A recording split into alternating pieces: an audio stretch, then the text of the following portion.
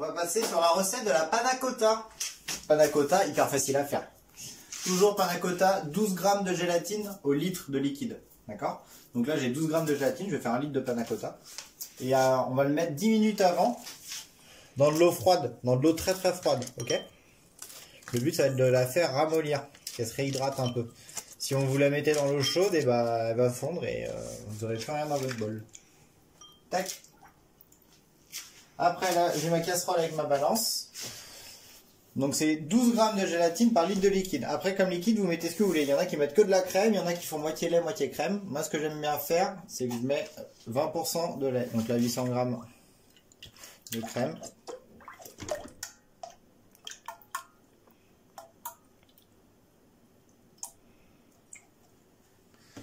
Hop. Et je complète avec le lait pour faire 1 litre.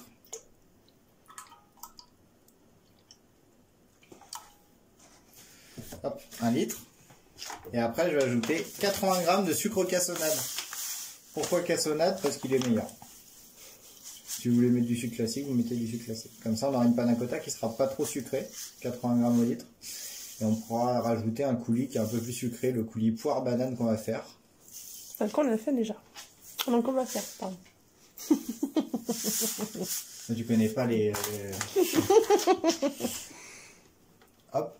Et après, donc ça c'est la base de la panna cotta. Après vous pouvez mettre ce que vous voulez à l'intérieur. Donc vous pouvez râper de la cardamone, mettre du piment d'Espelette si vous voulez, ce que vous voulez. De la vanille, une gousse de vanille, de l'extrait de vanille, ce que vous voulez. Donc ça c'est la base, vous faites infuser ce que vous voulez dedans. Vous pouvez mettre du thé, voilà. Et là on va le faire chauffer tout doucement.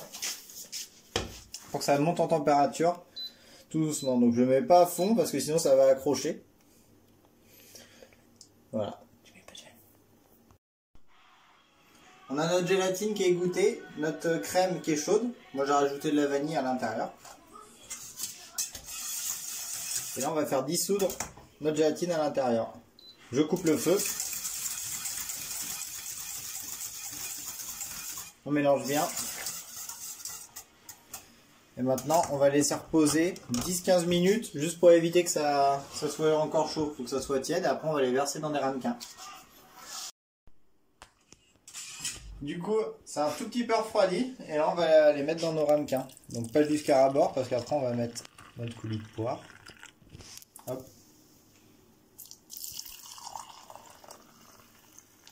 Et là, une petite technique. Vous voyez, il y a de la mousse au-dessus. Donc ça va pas être très joli après. Donc ce qu'il faut faire, c'est prendre un petit chalumeau et passer un petit coup de chalumeau dessus. La chaleur, ça va faire fondre les bulles et ça va devenir tout lisse. Sauf que nous, on n'a pas de chalumeau, du coup, on va pas le faire. Voilà. Et là, une fois que c'est fait, on va mettre au frigo pendant, je sais pas, 3-4 heures au minimum. Une nuit au frigo, c'est le mieux. Voilà. J'ai juste coucou quoi. On va faire une petite recette de banane poire, enfin coulis banane poire pour accompagner la panna cotta avec Suzanne. Coucou.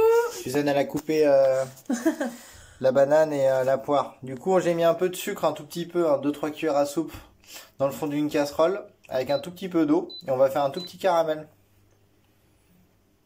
Hop, donc là je l'ai mis à fond et on va le faire fondre tout doucement. Donc ça va faire un sirop et après ça va devenir un caramel. Du coup, Suzanne elle m'engueule parce que je dis toujours du coup.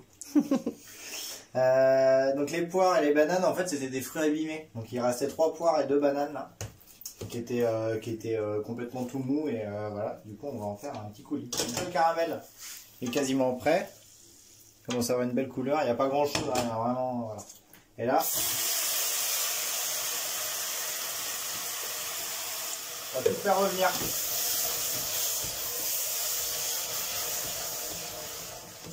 Du coup je coupe. Hop. Là on va faire cuire 5 minutes à feu doux. À feu doux? Ouais. C'est fini. Les fruits, ça fait 5 minutes qu'ils ont cuit. Donc normalement il faut rajouter un petit jus de citron. Là à ce moment-là, mais nous on l'a mis au début en fait. Et là on va rajouter de la vanille, de l'extrait de vanille liquide. Hop. On laisse cuire 1 minute. Et après on mixe. Et là, du coup, on va le mixer jusqu'à temps que ça soit complètement lisse et qu'on obtienne un coulis.